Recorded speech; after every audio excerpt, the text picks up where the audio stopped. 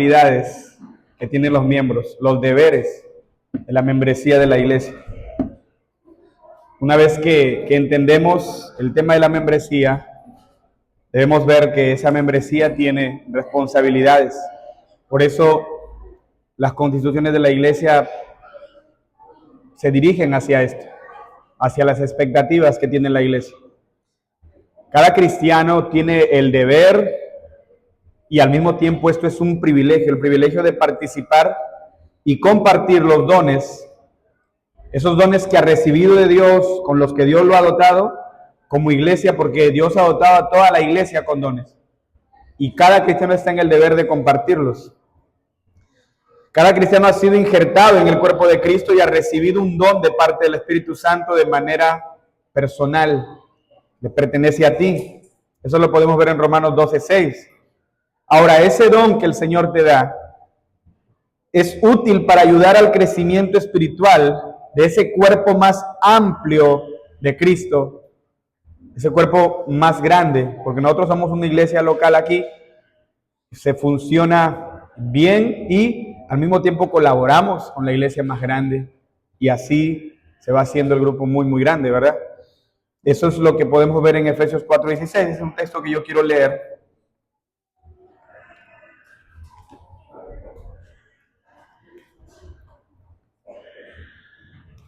Efesios 4:16.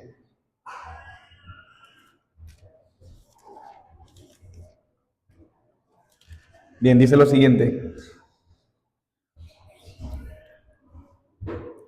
De quien todo el cuerpo, bien concertado y unido entre sí por las coyunturas que se ayudan mutuamente, según la actividad propia de cada miembro, vea eso, actividad propia de cada miembro, recibe su crecimiento para ir edificándose en amor. Hermanos, la iglesia como un cuerpo de santos, como la comunión de los santos, es la portadora oficial de la verdad de Dios, como vimos cuando les hablé de 1 Timoteo 3:15. Ahora, esa reunión de los santos, esa comunión de los santos, que es la iglesia, está formada, como hemos dicho, por aquellos que han sido llamados, aquellos que han sido justificados, santificados y por ende unidos a Cristo Jesús, como un solo cuerpo del cual Él es la cabeza, ¿verdad? Recuerden que Efesios 5 dice que Él es la cabeza, así como el esposo es cabeza de la esposa, también Cristo es cabeza de la iglesia. Ahora, estos cristianos se reúnen de manera regular para adorar a Dios por medio de practicar sus ordenanzas, por medio de escuchar la palabra de Dios predicada y cantada. Ahora, los deberes y privilegios principales de cada miembro de la iglesia tienen que ver con mantener la unidad a través de una madurez progresiva en santidad personal y corporativa mediante el crecimiento en el conocimiento de la verdad. La iglesia debe ir creciendo en santidad de la misma manera que crece en el conocimiento de la verdad.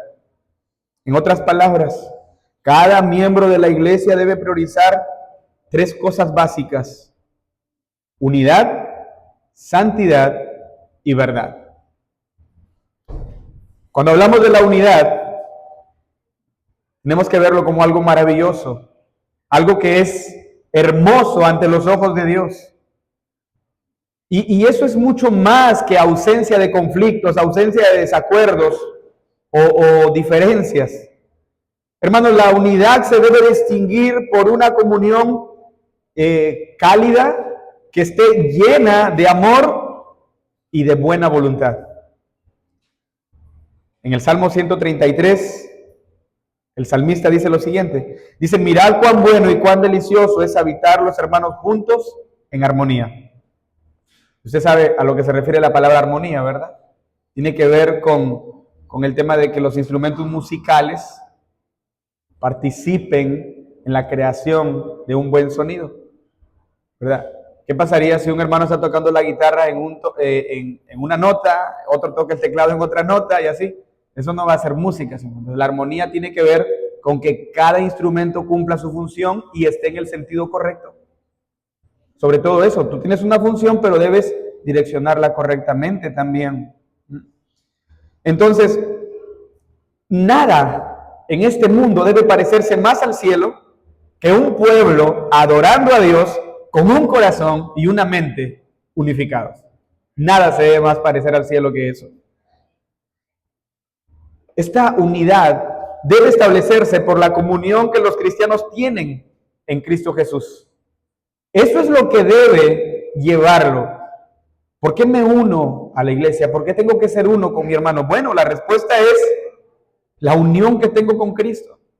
La iglesia es un solo cuerpo unido por un solo espíritu, dice Efesios 4:5.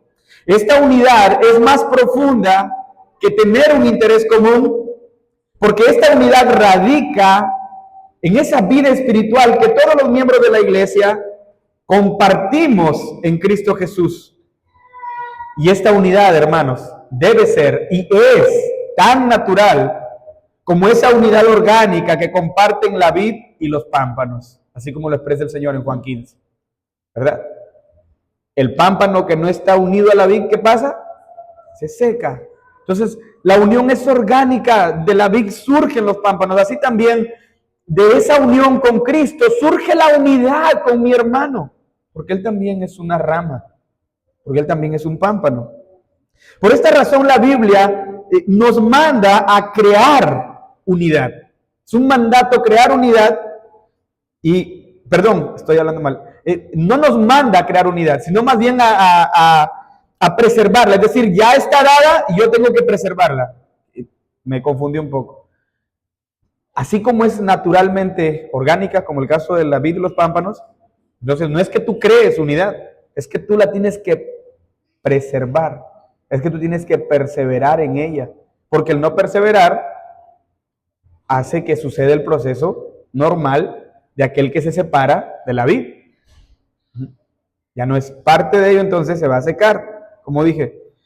Y esa unidad tiene que ser expresada de una forma plena, robusta y tan madura, hermanos, tal como el Espíritu de Dios la ha creado. Efesios 4, versículo 3 al 4 dice lo siguiente: solícitos en guardar la unidad del Espíritu en el vínculo de la paz, un cuerpo y un espíritu, como fuisteis también llamados en una misma esperanza de vuestra vocación. La unidad encuentra su máxima expresión y su finalización, su consumación, cuando los creyentes disfrutan y expresan su comunión con su Señor Jesucristo en y por medio del Espíritu Santo. Cuando tú eres muy consciente de tu unión con Cristo, debes ser muy consciente de que a eso le sigue la unión a la iglesia. Esa unidad que debe mantenerse y que debe preservarse. Lamentablemente muchas iglesias no experimentan esa unidad. En las Escrituras tenemos el ejemplo de la iglesia de Corinto, ¿verdad? De la misma forma, hoy y a lo largo de toda la historia, muchas iglesias han experimentado esos cismas, esas separaciones, esas discordias y la formación de otros grupos pequeños. La pregunta es, ¿qué es lo que causa esta desunión? Y debemos decir que son dos cosas lo que la causan. Lo primero es que debido a que el trigo y la cizaña crecen juntos, y la iglesia no está libre de eso, es decir, los mundanos se meten en la membresía de la iglesia y al estar no regenerados espiritualmente, entonces no hay unidad orgánica, como les dije antes, ¿verdad? Porque eso surge de la unión a Cristo. En segundo lugar, aunque los cristianos han nacido de nuevo y están unidos a Cristo entre sí, ellos todavía luchan con el pecado. Todavía hay un remanente de pecado en todos nosotros. Entonces, eso hace que cada cristiano tenga expresiones de su viejo hombre. Y esto se puede manifestar en orgullo, porque un cristiano puede ser áspero, puede ser duro y puede herir a sus semejantes con palabras, con pensamientos, con algún desplante de cualquier tipo, ¿verdad? El hermano me miró mal, dice, y eso produce una semilla de discordia. O a veces ni siquiera es el hermano, de repente soy yo el que ve las cosas mal, ¿cierto? Eso produce también una discordia. Ya no lo miro bien, ya el siguiente domingo que viene, ya no me tomo el café con él, ¿verdad? Entonces, eso va despertando en nosotros problemas, porque esas expresiones del viejo hombre se manifiestan. En cualquier lugar en donde existe falta de perdón, causado por el orgullo, hermanos, la unidad no va a avanzar. La unidad se va a resquebrajar, no va a prosperar. Entonces, debido a que no existe ninguna iglesia perfecta en el mundo, y cada miembro en particular de la iglesia está llamado a luchar contra el pecado. Y su llamado es para quebrantar sus pasiones y trabajar de manera ardua para mantener esa unidad en el vínculo de la paz. Es importante eso. ¿Cuál es el vínculo? La paz. Lo que une es la paz. Hermanos, no podemos hablar de paz sin perdón. Yo creo que la práctica que la iglesia más debe tener para mantener la unidad es eso, el perdón. Tengo que ser perdonador. Y es más, el perdón es una de las manifestaciones más grandes de que el Señor me ha perdonado a mí. Si tú no estás dispuesto a perdonar a otro, es porque no has experimentado el perdón del Señor. Y eso es lo que nos ayuda a mantener la unidad. Y cuando hablamos de la unidad en la iglesia, debemos llegar a algunas conclusiones, como por ejemplo, cada miembro debe ser asistente fiel y activo en la iglesia. Mantener la unidad debe iniciar con esa participación activa y fiel en la iglesia. Hermanos, la vida de la iglesia ha sido diseñada por Cristo para ser vivida en una relación de comunidad. La vida de la iglesia está diseñada para eso. Los dones que tú has recibido solo encuentran sentido en una relación de comunidad. Es por eso que usted puede encontrar en la Biblia expresiones como perdonándoos, soportándoos, exhortándoos, edificándoos. La frase unos a otros se repite muchas veces, porque es así como el Señor ha diseñado la vida de la iglesia. Es una vida de comunidad. No puedes apartarte a un lugar solo y decir, aquí soy la iglesia, yo solo, no tengo que mirar a nadie, aquí yo mismo canto, aquí yo mismo alabo. No. Aquellos hombres que hoy dirigen a personas por medio de las redes sociales, conozco a una señora que me dijo, estoy asistiendo, yo estoy recibiendo de la palabra, dice, ¿y quién es tu pastor? Bueno, es un pastor que predica por Facebook y él es mi pastor. Y yo le digo, a mí me gustaría saber cómo eso funciona. De verdad, a mí me gusta, de verdad, ¿cómo es que funciona? Yo le digo, ¿y cómo es que tú cantas? ¿Cómo te unes al canto? ¿Cómo es que puedes ofrendar? ¿Cómo es que puedes tener comunión? ¿Cómo es que puedes compartir un café como hacen ustedes en el break, cierto? No se puede por Facebook. Y la vida de iglesia está diseñada para vivir en comunidad. Desde un inicio hasta su final, la iglesia tiene que estar unida como un cuerpo. Tiene que ser una comunidad de gracia. Todos los mandatos que se dan a la iglesia no funcionarían si yo estoy aquí solo y un hermano está por otro lado. No, la iglesia local y los miembros cumplen sus responsabilidades y benefician a los otros por medio de esta comunidad, mis hermanos. Solo se puede entender una relación de comunidad, todas estas responsabilidades, solo en esa relación de comunidad se puede entender esto. El pueblo del pacto se desarrolla en una vida comunitaria. Así es como se hace, ¿verdad? Tú puedes participar, por ejemplo, en el cuidado de los niños pequeños de tu hermano. O si lo ves que está andando desordenadamente cuando ya es jovencito, hermano, yo vi a tu hijo en esto y esto. ¿Cómo harías eso si no es una vida de comunidad? Sería imposible, ¿sí o no? Sería imposible esto. La vida espiritual y los dones que Dios nos ha dado están diseñados por Dios para funcionar en el contexto de la iglesia local.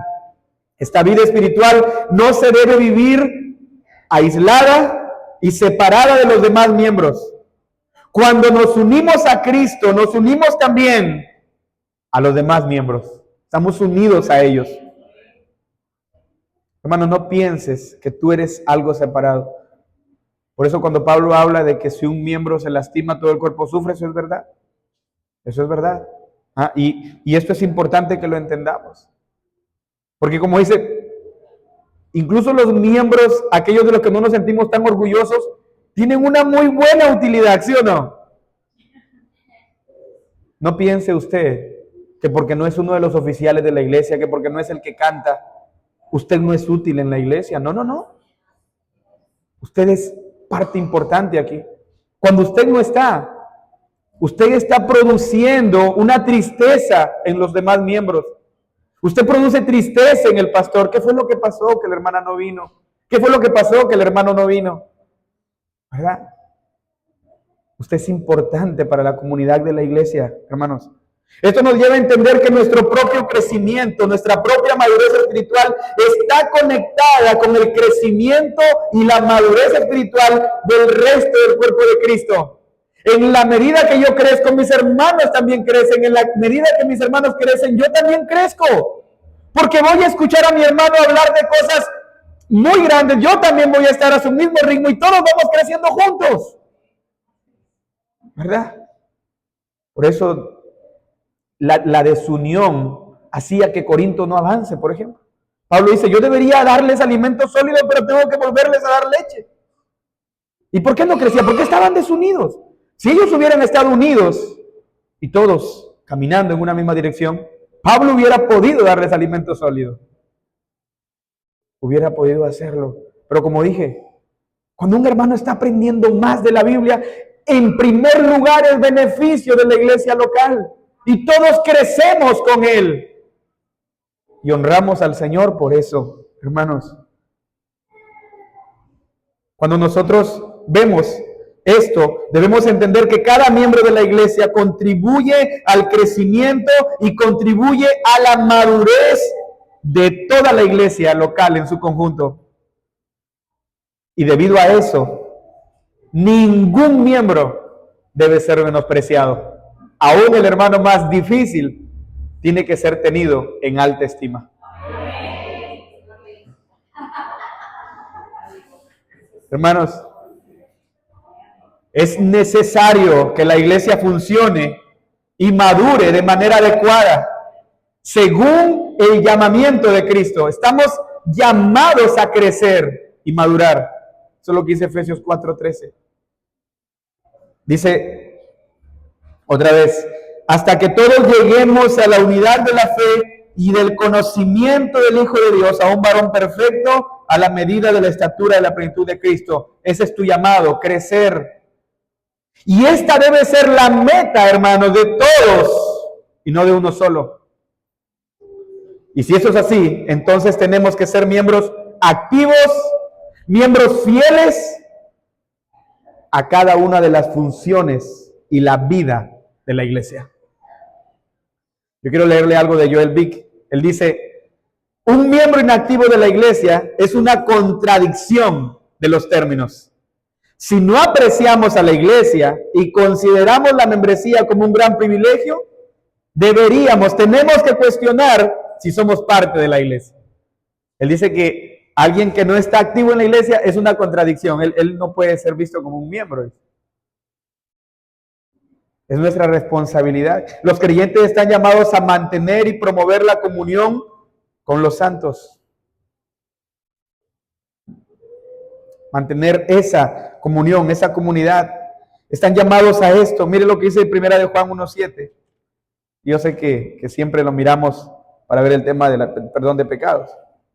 Pero mira cómo dice la primera parte. Pero si andamos en luz, como Él está en luz, ¿qué dice?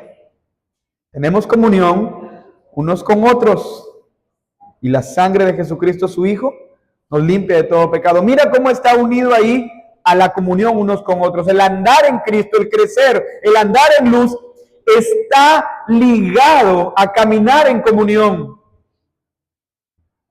Sería muy difícil, lo que se debe entender aquí es que es muy difícil decir yo ando en luz y no tener comunión con mis hermanos. Sería imposible.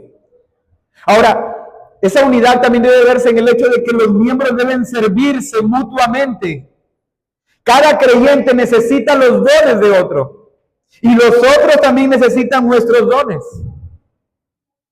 Debido a que los demás necesitan nuestros dones, entonces tú y yo tenemos la responsabilidad de ayudarnos mutuamente. No solo debo recibir, debo dar, hermanos.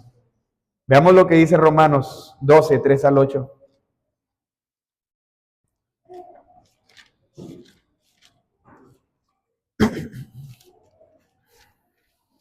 Digo pues, por la gracia que me es dada, a cada cual que está entre vosotros, que no tenga más alto concepto de sí que el que debe tener, sino que piense de sí con cordura, conforme a la medida de fe que Dios repartió a cada uno.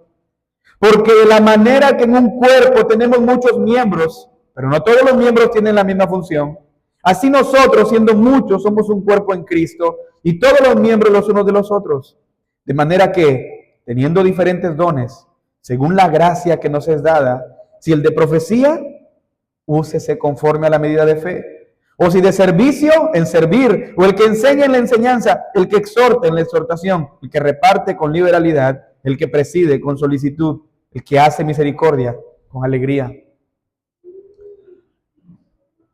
Qué importante es que nosotros podamos entender todo esto, ¿verdad? Cada una de estas cosas funcionan bien, entendiendo que yo me sirvo de otro hermano. No tenemos por qué ser iguales, porque nuestros dones deben complementarse. Y cada uno es diferente, ¿cierto? Y eso nos ayuda a saber, eso lo sabemos desde que nacemos. Usted tiene sus propias huellas dactilares que le dan su identidad como persona. Nadie más tiene eso. ¿Ah? Si alguien quiere poner, o tus hijos quieren desbloquear tu celular, no pueden hacerlo. ¿Verdad? Qué bueno que haya venido la huella dactilar en el celular, ¿verdad? Porque así los niños no lo pueden coger ya. No pueden desbloquearlo, ¿sí o no? Somos únicos, hermanos. Y debido a eso y a nuestra diversidad, es lógico que cada uno pueda servirse del otro. Hermanos, Charles Fox decía que cada cristiano es responsable de su fe y conducta ante su hermano en el Señor, porque constituye con ellos un solo cuerpo, teniendo una fe y una vida en común. Es decir, Dios no nos ha llamado y nos ha repartido dones para centrarnos en nosotros mismos. No, no es así como funciona. Más bien nos ha llamado a utilizar esos dones y esos recursos para que podamos contribuir al crecimiento de su cuerpo, que es la iglesia. Nuestra responsabilidad, hermanos, es servir a la iglesia, no ser servido por ella. Tú y yo tenemos que estar pensando en eso. ¿Cómo puedo servir? ¿Cómo puedo servir? ¿Verdad? Esa es nuestra responsabilidad. Eso es lo que debemos buscar. Tenemos el deber de vivir para el Señor, no solo para nuestro beneficio espiritual, sino también para el beneficio de nuestros hermanos y hermanas en Cristo. No nos debe sorprender nada que los miembros del cuerpo de Cristo hayan recibido dones diversos. La diferencia y la desigualdad de dones nos llevan a concluir que nos han sido dados para un crecimiento en comunidad y no para un autoconsumo. Como siempre digo, ¿verdad? El que tiene el don, por ejemplo, de ese canto, está para cantar para él solo. ¿Qué sentido tiene? La idea es que otros puedan oírlo. Entonces, cuando miramos así en esas cosas, por ejemplo, que son tan pequeñas, tenemos esa diversidad. ¿Por qué? Porque no son para mí, es para que yo pueda servir a otros. Es para que yo pueda beneficiar a otros y otros se beneficien de mí y yo pueda beneficiarme también de los otros. Pero siempre debemos recordar que debe ser primero mi pensamiento llevado a eso. ¿Cómo sirvo yo al otro? Esa es la idea. O sea, recuerda el texto donde Pablo dice, teniendo cada uno, cuando pensamos de la otra persona, un concepto más elevado del otro que del mío. Eso es lo que debe existir en la iglesia. Yo debo pensar en el otro como más alto que yo, como alguien a quien le debo más de lo que me debo a mí. Por eso es que el Señor dice que el segundo gran mandamiento es amar a tu prójimo como a ti mismo. ¿Por qué dice eso? Ustedes han visto, ¿verdad?, que hoy se habla de la autoestima. de la baja autoestima. Eso es mentira. No existe tal cosa como baja autoestima. Una persona que se suicida es porque se ama a él más que a otro. Él no está teniendo en cuenta que su mamá, su papá o sus hijos van a sufrir. Él se suicida y no miró a los demás. Yo no puedo con este problema, así que me mato. Él se quiere mucho. No puede seguir en esta vida sufriendo. No está dispuesto a hacerlo. Entonces él se ama mucho.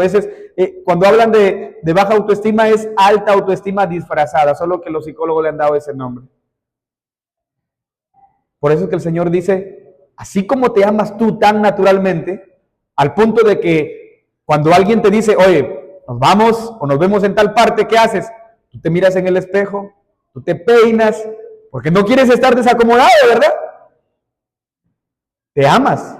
No quieres que te vean como alguien que está mal peinado, ¿sí o no? Te amas. De esa manera que te amas a ti tan naturalmente, deberías amar a los demás. Por eso el Señor dice, ama a tu prójimo como a ti mismo. Así como no tienes problema en amarte, deberías amar a los demás. Esto debe ser una realidad en la iglesia. Debería ser eso para nosotros, hermanos. Cada miembro del cuerpo está llamado a desempeñar su función y ejercer los dones espirituales que recibió para el beneficio general del cuerpo de Cristo. Y esa manera en que el apóstol manda, no mirando cada uno por lo suyo propio, sino por lo de los otros, debe ser algo importante, muy importante para nosotros. No mirando mi beneficio, sino el del otro. Hermanos, si todos pensáramos así. Cuando estamos en las reuniones de oración con la iglesia, yo le digo a los hermanos, si todos oráramos por otros antes de por mí, no tendríamos problema, porque yo estoy seguro que los demás están orando por mí, entonces yo puedo orar por otros. Pero a veces nosotros nos enfocamos en mí primero. Señor, por favor, provee para pagar el agua. No estás pensando en los demás, eres primero tú. Y a veces nuestras oraciones son como una lista de compras en el mercado, ¿sí o no? Deberíamos pensar en los demás. Si toda la iglesia tuviera ese pensamiento, yo podría bien fácil orar por los demás y decir, no oro por mí porque los demás están orando por mí. ¿Sí o no? Hermanos, ese debe ser el pensamiento de la iglesia. El beneficio para cada miembro del cuerpo es grande, es enorme. Todo lo que el pie necesita hacer es ayudar al cuerpo a caminar. Y a cambio, el pie tiene los ojos para ayudarle a ver, para no tropezar, la mano para ayudarle a trabajar con algo cortante y no lastimarse. Y el resto del cuerpo así unido a la cabeza vivificante que es Cristo, para ayudarle a convertirse en un hombre completo, al que no le falta nada. Y debido a que estos dones de Dios están diseñados para la edificación del cuerpo de Cristo, entonces, mis hermanos, la iglesia local, que es la única realidad visible y tangible de ese cuerpo espiritual, es el escenario, es el lugar, la plataforma apropiada para que los cristianos puedan ejercer todos sus dones. El lugar es la iglesia local. Así que, así de esa forma, cada miembro de la iglesia está llamado por Dios a amar, cuidar, orar, honrar y someterse los unos a los otros. Usted puede ver todo eso así. Amaos los unos a los otros. Cuidarse los unos a los otros, como le dice Pablo a los Corintios en capítulo 12 de la primera carta. Orar unos por otros, dice Santiago. Y honrar a los demás, como dice Romanos 12:10 y Efesios 5, someteos otra vez los unos a los otros, así como te sometes al Señor. Es así, hermanos. Hermanos, los miembros deben honrarse y amarse mutuamente. El producir, el generar conflictos, generar pleitos, discordias en la iglesia, es muy fácil, ¿sí o no? Eso es facilísimo. La Biblia nos llama, hermanos, nos advierte a aquellos que hacen esto, están en un pecado muy grande. Quiero que veamos Proverbios 6, 16 al 19.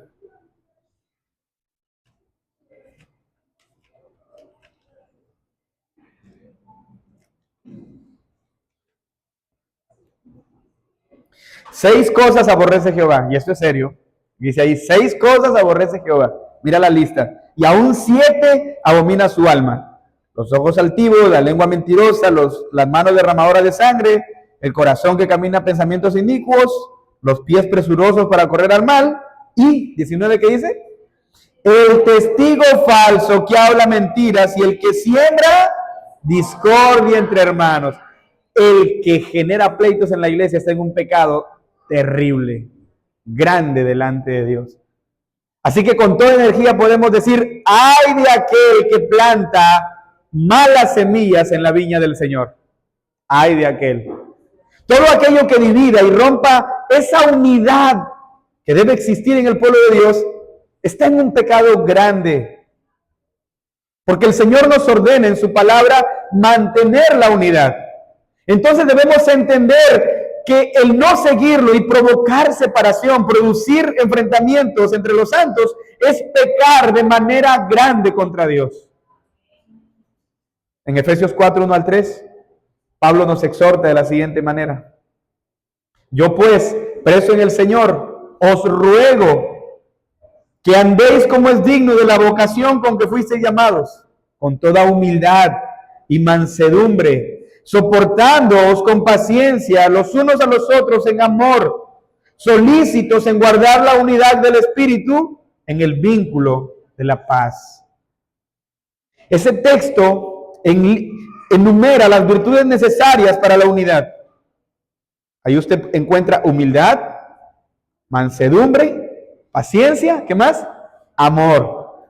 Hermano, cada creyente tiene que poseer esas marcas, ¿sí o no? Es parte del fruto. Gálatas 5, 22 adelante. ¿Y qué dice cuando termina el texto hablando acerca del fruto del Espíritu Santo? Contra tales cosas no hay ley. ¿Qué significa eso? Contra tales cosas no hay aquí termina. Tú puedes amar todo lo que se pueda amar. Tú puedes ser manso todo lo que se pueda ser manso. Contra esas cosas no hay ley. Contra esas cosas no hay un hasta aquí. Contra esas cosas no hay un límite de velocidad.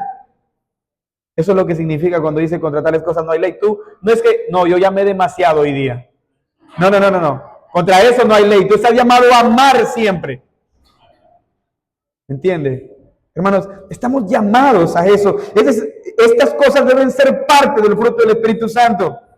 Entonces se nos manda ahí en el texto de Efesios que esas virtudes tienen que ser usadas para guardar la unidad en el Espíritu. Esas nuevas virtudes que se te dieron en el nuevo nacimiento se usan para guardar la unidad en el Espíritu. El hecho de que Pablo nos exhorte a esto implica que la unidad no es algo que nosotros debamos dar por sentado, como dije al principio. Es algo que se da orgánicamente, sí, pero no es algo de lo que nosotros debamos descuidar. Como yo estoy unido a Cristo, esto va a marchar muy bien. No debes darlo por sentado, sino que debes promoverla. Y promoverla con mucho esfuerzo. Debes hacer todo lo posible para que la unidad se dé. El egoísmo, el orgullo siguen dentro de nosotros. Y mientras tú y yo permanezcamos de este lado de la eternidad y en este cuerpo, vamos a tener esas cosas en nosotros. Y seguirá habiendo pecado dentro de la iglesia. Todavía. Es por esa razón que la paciencia, el perdón y el amor se atribuye a todo. ¿Para qué? Con el fin de que podamos buscar eso, porque a ellos, hermanos, estos atributos deben estar siempre presentes en los santos. ¿Por qué tengo que ser paciente? Porque en algún momento alguien puede provocar tu desesperación. ¿Cierto? Y otra vez les digo, con la paciencia no hay ley, no hay ya fui todo lo paciente que se pudo. No. ¿Recuerdan cuando Pedro le dice al Señor, ¿cuánto tengo que perdonar a mi hermano? ¿Hasta 7? No, hasta 70 veces 7. Y no multipliques. Y usted sabe que tanto el 70 como el 7 significan números completos, son simbólicos. ¿Qué significa? No hay un hasta ahí, termina. No, tú puedes perdonar todo lo que se pueda. Porque si tú consideras todo lo que el Señor te ha perdonado, tú te vas a quedar corto perdonando a los demás. ¿Sí o no? Sí, mi hermano. No hay ley para eso. No hay ley para la mansedumbre. Tú debes seguir siendo manso y paciente todo lo que se pueda. Nadie va a irritarte a ti tanto como tú lo has hecho con el Señor y aún así te ha perdonado. Aún así te ha perdonado, ¿no? A veces nosotros, cuando ya estamos de este lado, ¿cierto? Decimos, ¿cómo es posible que puedan despreciar al Señor? Es posible porque nosotros lo hacíamos también. ¿Sí o no? Es así, hermanos. Nosotros hemos irritado tanto al Señor, pero Él nos ha perdonado. Y estamos aquí y nos ha amado de manera tan grande que tú y yo debemos responder siempre a eso, amando a Cristo. Y la mejor manera de amarlo, ¿cómo se expresa? ¿Qué dice Juan? El que dice que ama a Dios, a quien no puede ver, pero aborrece a su hermano que sí está viendo, ese es mentiroso. Si tú dices que amas a Cristo, pero no amas a su esposa, tú estás mintiendo. Tú estás mintiendo. Si usted me dice a mí que me valora mucho y esto y todo, y si algún día yo vengo con mi esposa y usted la trata mal, usted a mí no me respeta. Es lo mismo con la iglesia de Cristo. Si tú amas a Cristo, debes amar a la iglesia. Y ese hermano, esa hermana más difícil, son parte de la iglesia de Cristo. Amén. Ignorar estas cosas es algo grave, hermanos, porque el Señor nos manda esto, a exhibir en nuestras vidas el fruto del Espíritu. Ahora, considerando esto, todo creyente debe guardar su corazón. Los pleitos, las discordias, los enfrentamientos, el descontento son algo externo que manifiestan algo que primero se produjo en el interior. Y nosotros tenemos que tener cuidado, porque si no tratamos con estas raíces de amargura que están brotando en nuestro interior y las reprimimos rápidamente, esto va a resultar en críticas, en discordias, en descontento, y nos va a llevar a buscar problemas. Y eso nos va a llevar a ofender a otros por todo lugar, ¿verdad? Y esto hará que nuestros afectos, nuestros sentimientos se alejen de nuestra congregación. Y podemos estar incluso dentro de la iglesia, pero nuestro corazón ya no está allí. Ya no está ahí. ¿Por qué no lo reprimimos a tiempo? De alguna manera silenciosa y lenta vamos a empezar a faltar a las actividades, ya no voy a estar contento y de alguna manera me voy a retirar por completo. Y esto nos va a hacer causar una herida en el cuerpo de Cristo y una abertura en la iglesia del Señor. Por eso debemos tener mucho cuidado, porque todo primero se produce en el interior. Antes de pecar en público, pecamos en privado. Por eso debemos reprimirlo antes de que se convierta en algo grande. Hay que matar esas raíces y cortarlas para que no se extiendan. Hay que recordar siempre que es pecado guardar rencor hacia otro miembro de la iglesia sin buscar la reconciliación. Eso es lo que vemos en Proverbios 18. Estar ofendido de manera secreta y no buscar el perdón va a resultar siempre en una separación de nuestros amigos y va a quebrar, a fracturar la iglesia. Por eso debemos guardar nuestro corazón de toda forma de resentimiento. Debemos guardarlo también de toda forma de envidia, de toda forma de orgullo, y más bien, en vez de eso, tú y yo tenemos que buscar mantener el amor por nuestros hermanos y no dar ningún lugar a que la contienda nos separe del pueblo de Dios. Quiero que veamos Filipenses 2 al 3. Mira lo que Pablo manda allí. Dice en Filipenses 2 al 3, cuando Pablo habla de que completen su gozo,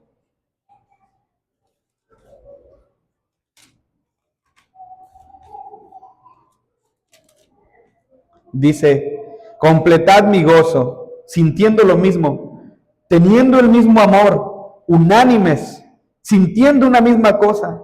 Nada hagáis por contiendas o por vanagloria, antes bien, con humildad, estimando cada uno a los demás como superiores a él mismo. En resumen, hay que ser afectuosos unos con otros, con honra, dando preferencia a los demás antes que a mí, ¿verdad? Eso es lo que Pablo nos manda. Esto es lo que debemos hacer. Y cuando vaya brotando la amargura, la discordia, vaya brotando molestia, o cuando yo esté, utilizan acá la palabra, cuando yo esté bravo con alguien, lo que tengo que hacer es reprimirlo. Tengo que buscar la manera de hacer eso, porque si continúo dándole espacio, esto va a abrir una fractura en la iglesia de Cristo. La iglesia debe buscar también la santidad, dijimos. Ahora, si bien para ser salvos, ¿cuál es el requisito de cada uno? La fe, ¿verdad? Ahora, la fe no es una obra nuestra, es un regalo de Dios. Pero como dijo Spurgeon, la fe es el brazo que se extiende a recibir un pan. Eso nada más. No es una obra como tal, que nosotros podamos decir, no, es que yo creí. No, sí, has creído, pero eso no te capacita para nada, solamente recibiste lo que el Señor te estaba dando. Y hermanos, aunque la fe es ese único requisito para estar unidos a la iglesia universal, se necesita algo más para unirse a la iglesia local. ¿Qué se necesita para la iglesia local? Una santidad visible. Porque esa fe, como dijo Lutero, somos salvos por la fe sola, pero esa fe nunca está sola. Y esa santidad la observa la iglesia. Para unirnos a la iglesia es necesario una santidad que pueda corroborarse, que pueda ser visible. Ya hemos hablado de eso, pero lo vuelvo a recalcar. Cuando la iglesia invisible se manifieste en una iglesia local, en un cuerpo local y visible, es necesario que aquel que quiere ser miembro de la iglesia manifieste y confirme para que la iglesia pueda reconocer quién pertenece a su comunidad. Y eso lo confirma por medio de una vida santa. No significa una vida perfecta, pero sí una vida santa. Una vida que está luchando por parecerse cada día más a Cristo. Es decir, la fe debe demostrarse de forma tan tangible que la iglesia pueda reconocerlo y entonces yo pueda unirme a la iglesia local. Porque la iglesia local no puede ver el corazón, ¿sí o no? Eso lo ve el Señor. Pero la iglesia local observa las obras. Entonces dice, sí, Él está dando frutos de arrepentimiento. ¿Sí o no? Eso lo hacemos. Por eso los creyentes deben incluso tener buen testimonio del mundo. Yo sé que muchas veces el mundo, si tú le preguntas por un hermano, te va a hablar mal.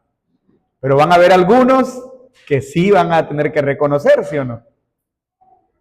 La mayoría de gente, si es que si como creyente te has ganado algunos enemigos, siempre van a hablar mal, pero en algún momento, como dije, van a tener que reconocer que tú estás andando con el Señor.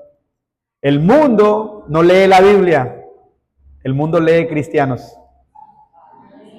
Usted es la Biblia que el mundo lee. Por eso es necesario que usted tenga un buen testimonio. Ok. Y eso es algo que se observa, hermanos. Eso es algo que se puede confirmar. Por eso la iglesia debe buscar la santidad. Es un escándalo cuando las iglesias enumeran docenas, a veces cientos de familias en su lista de membresía, y estos nunca asisten a los servicios de adoración y muestran con esto que no tienen una fe personal en Cristo, no poseen una relación viva con Él. Eso lo dice Jeffrey Johnson en un libro llamado La Iglesia. Y eso es verdad.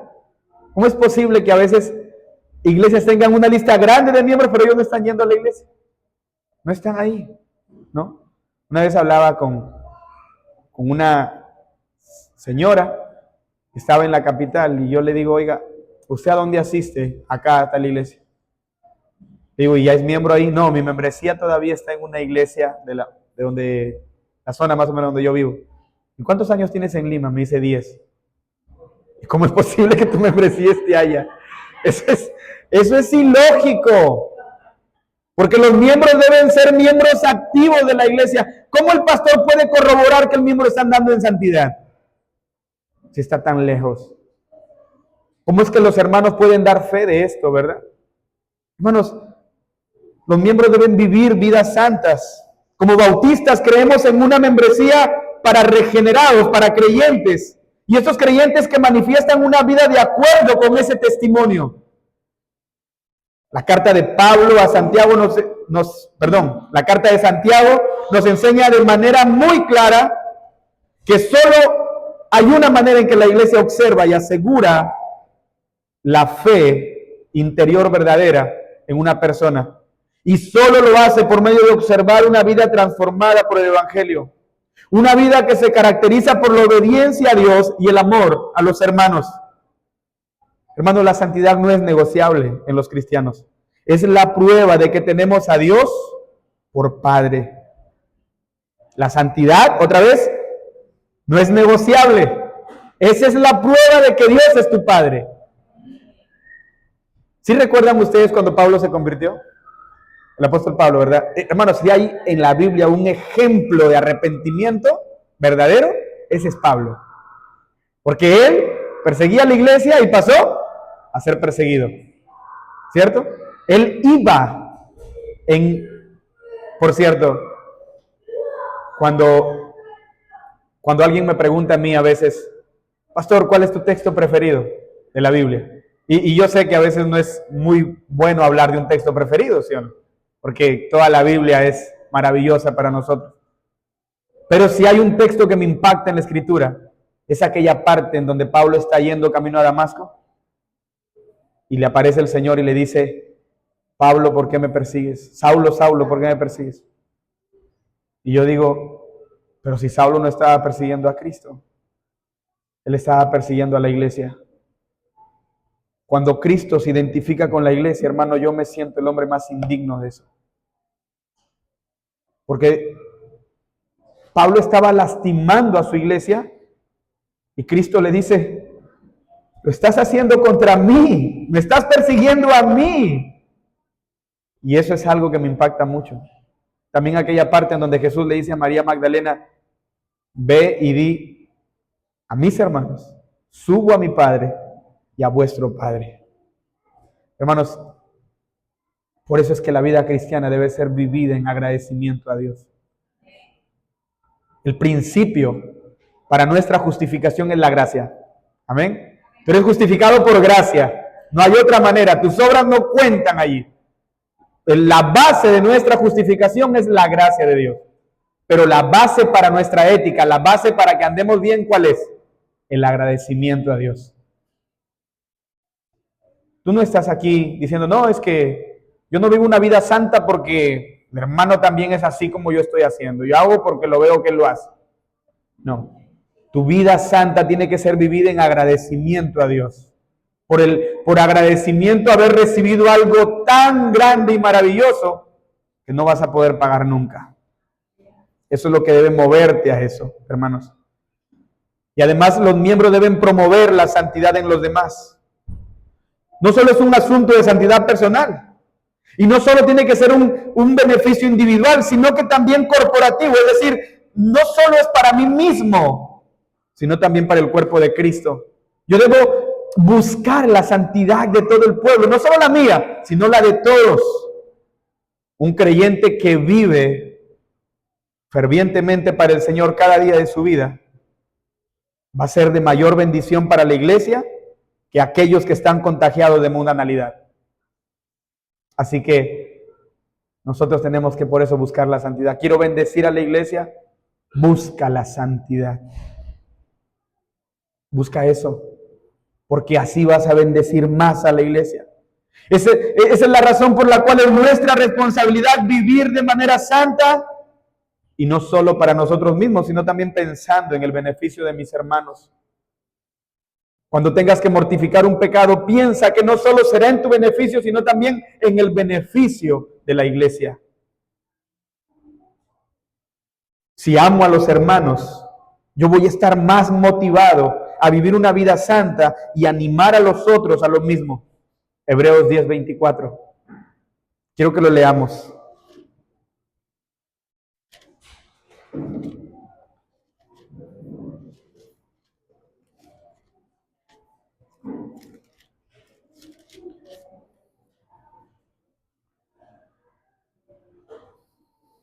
Dice, y considerémonos unos a otros para estimularnos al amor y a las buenas obras.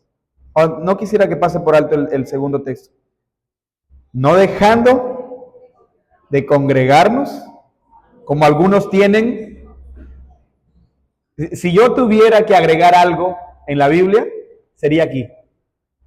Yo no diría como algunos tienen por costumbre. Yo diría como algunos tienen por mala costumbre el dejar de congregarse. Pero a veces es una costumbre de algunos que no asisten, ¿cierto? Dice, no dejando de congregarse. Hermanos, la santidad, el beneficio de caminar con otros, el edificar, está allí. Y tiene que ver también con la asistencia fiel a la iglesia. Con la asistencia fiel a las reuniones como pueblo de Dios. Eso es algo que debemos buscar siempre. Nosotros tenemos que tener palabras de amor, animar, amonestar y orar por los demás. Orar por ellos. Los miembros de la iglesia también deben participar en las ordenanzas de la iglesia. Cuando un creyente es bautizado, está demostrando a la iglesia su sometimiento a la voluntad de Dios. Pedro dice que crean en Jesús y se bautice cada uno. Esa es la voluntad de Dios. Entonces, cuando alguien lo hace, está mostrando ese sometimiento. Y esto debe producir un gozo indescriptible en el pueblo de Dios que es la iglesia, ya que la iglesia es testigo de una vida que se rinde al Señor y que ahora lo está manifestando públicamente. Cuando tú ves a alguien que se bautiza, también recuerdas el momento en que tú te bautizaste, pero sobre todo celebras esa vida que reconoce al Señor como su Señor. La iglesia hace eso. Y yo sé que a veces los bautismos pueden ser privados, ha pasado, pero en muchas partes los bautismos se organizan con toda la iglesia presente. Pero a veces pasa que hay bautismos privados. Usted puede ver eso en la Biblia también. Felipe y el eunuco estaban solos. Pero de todas maneras, cuando alguien viene y te dice, hermano, yo ya me bauticé, tú te debes gozar con eso. También, cuando hablamos de la cena del Señor, esa cena del Señor está mandada solo para creyentes que están en comunión con Dios y en una buena relación con el cuerpo de Cristo. Es lo que vemos en 1 Corintios 11. Si no tenemos comunión, si no tenemos fe para con Dios y no tenemos una buena conciencia ante los hombres, entonces deberíamos abstenernos de participar de la comunión. Porque esa comunión expresa la comunión que tenemos con Cristo y con su iglesia y con su cuerpo. Cuando la iglesia observa a alguien abstenerse, la iglesia se alerta, ¿verdad? El hermano no tomó la cena. Entonces la iglesia procura ayudar, debe procurar ayudar al hermano en ese sentido. Y no debe buscar otra cosa. De repente ven que alguien no toma la cena, la iglesia no debe reaccionar en, capaz que cometió una falta tan grave como un adulterio, capaz que se metió contra el no. La iglesia no debe responder así, sino más bien buscando la restauración. La iglesia busca todo eso. Y precisamente los miembros también colaboran en la disciplina de la iglesia. Hermanos, cuando ustedes identifican algo, justamente hablaba hace ratito con el pastor, el miembro llama al otro hermano, lo amonesta, y si la cosa se soluciona, eso ni siquiera llegó a los oídos del pastor. La iglesia colabora en la disciplina, ¿verdad? La iglesia colabora en eso. La iglesia colabora aconsejando a alguien. La iglesia ve de repente una jovencita que está andando mal y que es hija de un hermano. Y no va a decir, los hermanos están criando mal a esa chica. No, no, no. Ellos van a colaborar en beneficio del pueblo de Dios. Ellos deben hacer eso. Lo que estoy tratando de decir, mis hermanos, es que para mantener la unidad debemos buscar en todo sentido el beneficio de la iglesia y no su destrucción, no discordia, no eso, sino los beneficios. ¿Cómo puedo ayudar en lo que está pasando? Y si notas que lo que vas a hacer no es algo que pueda sumar, mejor no lo hagas. La idea es que la iglesia puede estar unida siempre. La otra responsabilidad de la iglesia es la verdad. Y cuando hablamos de esto nos referimos a que la sana doctrina no solo debe ser un interés particular de los pastores, sino que también tiene que ser responsabilidad de cada creyente. Y es cierto que por definición los pastores están llamados a alimentar a las ovejas y por ende a cuidar de ellos y que ellos no se estén alimentando con cosas que les puedan provocar algún daño. Las Escrituras también ordenan a los creyentes a guardarse de los falsos maestros. Mateo 7 es un mandato de Cristo. Y también Filipenses 3:2. Guardaos de los perros, dice, de los malos obreros. El creyente debe tener cuidado de eso. Y el creyente debe crecer en el conocimiento de la verdad, como hemos leído en Efesios 4, 13 al 16. ¿Con qué fin? Con el fin de poder identificar cuando alguien no es un buen maestro. Si tú y yo estamos redimidos y hemos sido transformados por la verdad, entonces estamos llamados a abrazar, confesar, guardar y apoyar la verdad. Tú y yo confesamos la verdad. Es parte de nuestras responsabilidades como iglesia. La iglesia debe testificar de Cristo, debe testificar la verdad, debido a que ella es el depósito, la columna y baluarte de la verdad. Debe proclamarla siempre. Judas nos ordena contender ardientemente por esa verdad. Ahora, no tienes que pelearte por eso, hermano. Cuando Judas nos dice eso, él lo explica más adelante. Él dice, rescatado, sacarlos del fuego, amonestarlos, hacer eso. Básicamente habla de palabras, pero no a que te pelees. Contender ardientemente por la fe significa hablar la verdad. La verdad es como un león, ella se abre paso sola. Si yo tuviera un león aquí y usted empieza a tirarle piedras al león y también a mí por haberlo traído, yo lo único que tengo que hacer para que usted no me tire más piedras es abrirle la puerta y usted va a salir corriendo. La verdad es así, la verdad es como un león. Yo tengo solo que soltarla y ella se defiende sola. Así que la iglesia está llamada a proclamar la verdad. La iglesia debe ser proclamadora de la verdad. En el evangelismo, en la predicación fiel de la palabra, en los cultos, en la iglesia. Cantando alabanzas que tengan un contenido bíblico y fiel. La iglesia debe ser proclamadora de la verdad.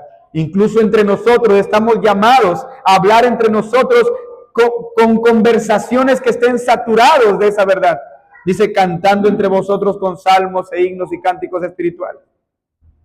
Pero antes dice, la palabra de Cristo more abundantemente en vosotros. Y usted sabe lo que significa morar, ¿cierto? Es una cuestión de habitación. Ahora yo estoy en un hotel hospedado, pero esa no es mi morada. El morar significa estar en un lugar siempre. La Biblia debe estar en ti, hermano. Como dije antes, por ejemplo, el mundo no lee la Biblia, pero te lee a ti. Tú debes estar lleno de la verdad y proclamar esa verdad, hablar de esa verdad. Y como dije, debes procurar por todos los medios que otros conozcan esa verdad. Pero también es una relación entre nosotros. Los cristianos deben tener el cuidado de aprender muy bien y tener cuidado de no negar verdades tan esenciales del evangelio como la fe, la regeneración, la justificación, la adopción. Tú y yo tenemos que conocer y aceptar esas verdades. Sería increíble que haya alguien que no acepte estas verdades. Sería increíble que alguien niegue la verdad de la divinidad de Cristo o de su humanidad. Eso sería un error grandísimo, Señor. Usted debe conocer la sana doctrina, proclamarla y buscar siempre aprender cada día más. Y también tenemos que estudiar esa verdad y guardarla.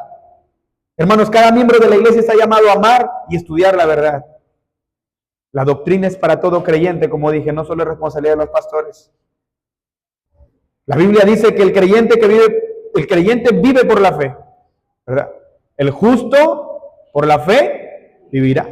Ahora, ¿la fe cómo viene? El mismo Romanos lo explica. Viene por el oír la palabra, ¿sí o no? La palabra de Cristo. Y ahora, el creyente también es justificado por la fe, pero también es santificado por la fe, según Hechos 26, 18.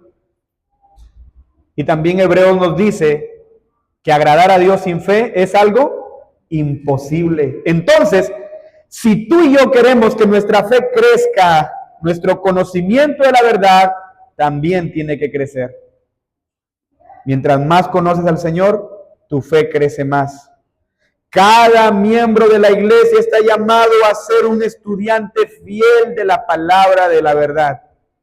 Está llamado a ser un estudiante fiel de las Escrituras, ya que la fe viene por oír esa palabra.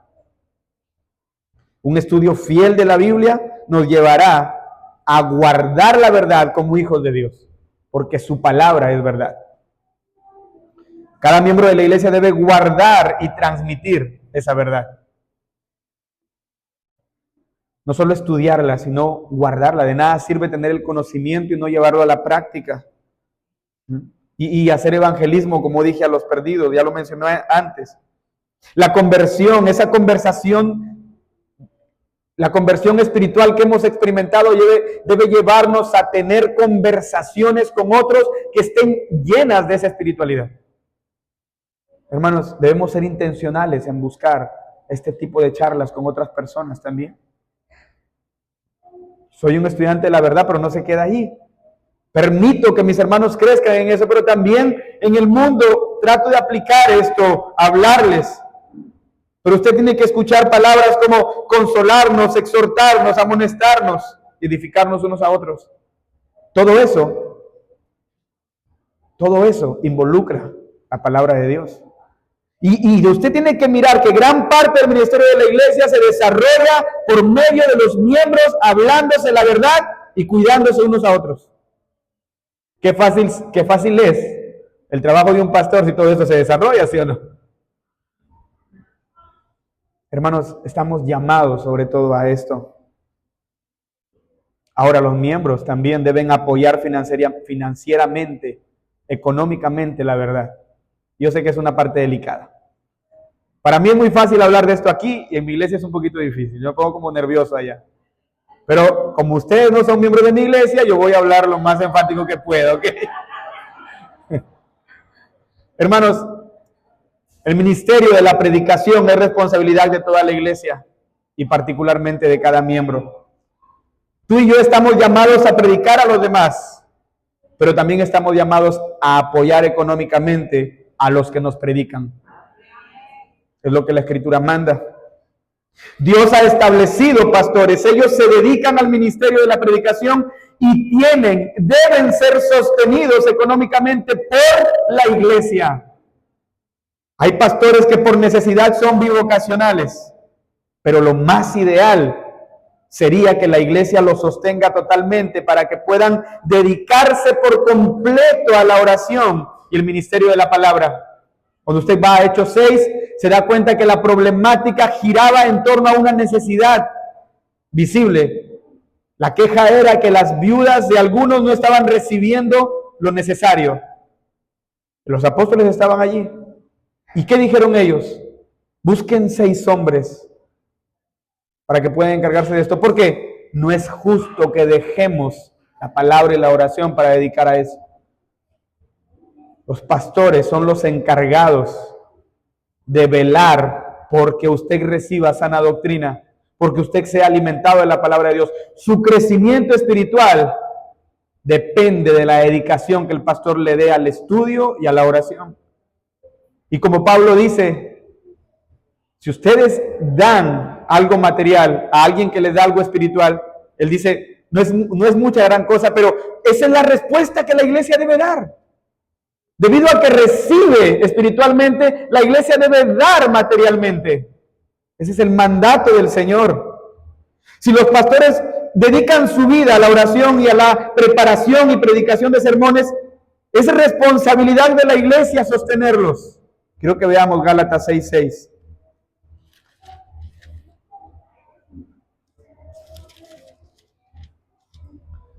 El que es enseñado en la palabra, haga partícipe de toda cosa buena al que lo instruye. Ese es el mandato a la iglesia. El trabajo de los pastores es un trabajo de necesidad en la iglesia, muy necesario. Entonces debe ser de interés primordial para la iglesia la necesidad que tenga el pastor.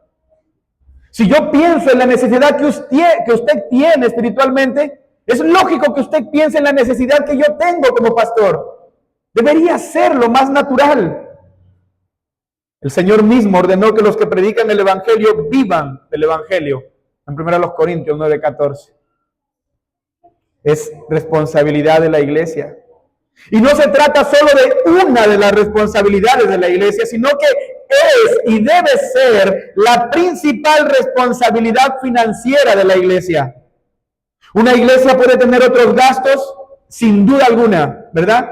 Tales como la construcción, mantenimiento, el cuidado del edificio, etcétera, etcétera. Sin embargo, la Biblia no habla de eso, hermanos. La Biblia habla de un único gasto. No significa que no sea importante, pero si usted va a la Biblia habla de un gasto financiero de la iglesia. ¿Cuál es? El sostener a los pastores. Y yo sé que usted me va a decir, no, pero también habla de mantener a las viudas y todo eso. Como responsabilidad principal, sostener a los pastores. Esto es lo que la iglesia habla. El sostenimiento de sus ministros. Cada miembro debe contribuir con la labor del ministerio. Y el aporte que pueda dar económicamente va a permitir que eso se lleve a cabo. Hermanos, es una gran bendición ayudar a los pobres. Es una gran bendición colaborar con ministerios paraeclesiales en la iglesia, como escuelas, albergues, orfanatos, etcétera, etcétera. Apoyar directamente a un misionero o a una sociedad misionera también nos permiten ser parte del avance del reino y la predicación de la verdad. Pero si la iglesia hace todo eso descuidando el cuidado de su pastor, esta iglesia está haciendo todo patas arriba. Porque debe empezar con su pastor. Debe empezar allí, ya que su ministerio de la palabra es lo más importante para la iglesia y lo primero es la iglesia local. Por eso Pablo dice, si nosotros sembramos entre vosotros lo espiritual, ¿es gran cosa si segáremos de vosotros lo material? Aquí Pablo parece decir, la respuesta que ustedes dan, comparada con la que nosotros les damos, es poco. Hermano, ¿por qué? Porque Pablo dice que lo espiritual debe tener más valor y debe tenerlo para ti, y creo que lo tiene, amén. Entonces, si lo tiene, dar algo material debería ser poco para ti. Debería serlo. Para concluir, podemos llegar a considerar todas estas responsabilidades como una carga, hermanos, y yo lo sé. Es como, el pastor ha puesto mucha carga en nuestros hombros, pero sin embargo, considerar eso sería un error grave. Porque tenemos más bien que considerar estas responsabilidades como un privilegio. El poder servir con cada una de estas cosas debe ser para mí un privilegio grande. Amar y servir a la iglesia, que es el cuerpo de Cristo, la manifestación visible de la iglesia invisible, es la manera en que yo amo y sirvo al Cristo invisible en la iglesia. La forma como lo sirvo aquí en la tierra es esa. Esto nos permite ser de beneficio para otros y al mismo tiempo ser beneficiado por otros. Martin Lloyd-Jones dijo, debemos volver a entender la idea de la membresía de la iglesia como ser parte de la membresía del cuerpo de Cristo y como el mayor honor que puede venir al hombre en este mundo. Si usted es miembro de una iglesia, considere eso una bendición grandísima, la más grande que puede haber. ¿Por qué? Porque usted está siendo parte del cuerpo de la esposa de Cristo. Amén. Hemos terminado, hermanos. Vamos a ponernos de pie para cerrar este espacio.